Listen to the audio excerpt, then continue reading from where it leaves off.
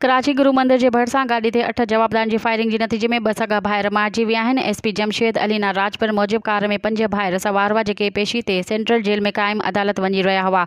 वाक़े वारे हंधा 9mm जा 17 खोल मिलिया आहिनि। पुलिस ऑफिसर मूजिब चइन मोटरसाइकिलनि ते 8 जवाबदार सवार हुआ जंहिं कार ते ॿिन्ही तरफ़नि खां फायरिंग कई। इम्कानी तौर ते वाक़ियो टारगेट किलिंग जो लॻी रहियो आहे। रेस्क्यू इख़्तियारनि ॿुधायो त लाश अस्पताल मुंतक़िल कया विया आहिनि। माजिवेल एक शख़्स की सुञाणप वाजिद के नाले से थी है, जॾहिं त माजिवेल पिशावरी आइसक्रीम पार्लर जो मालिक है। तर्जुमान ईस्ट पुलिस मूजिब शुरुआती जांच मूजिब वाक़ियो ज़ाती दुश्मनी जो लगी रहियो आहे। मक़तूलन की सुञाणप वाजिद और शान के नाले से थी है, पर वधीक तस्दीक करे रहिया आहियूं। मक़तूल लसबेला जा रहवासी हुआ। फायरिंग के वाक़े की CCTV फुटेजेस भी साम्हूं अची वई है, जंहिंमें ॾिसी सघिजे थो त 3 मोटरसाइकिलुनि ते सवार 6 माण्हू गाड़ी के अॻियां ऐं पुठियां ॿिन्ही पासनि खां फायरिंग कई। CCTV फुटेजेस में ॾिसी सघिजे थो त समूरनि जवाबदारनि खे शलवार कमीज़ पातल हुई। एक जवाबदार के मोटरसाइकिल तां लहंदे ड्राइवर सीट के भरिसां फायरिंग कंदे भी ॾिसी सघिजे थो।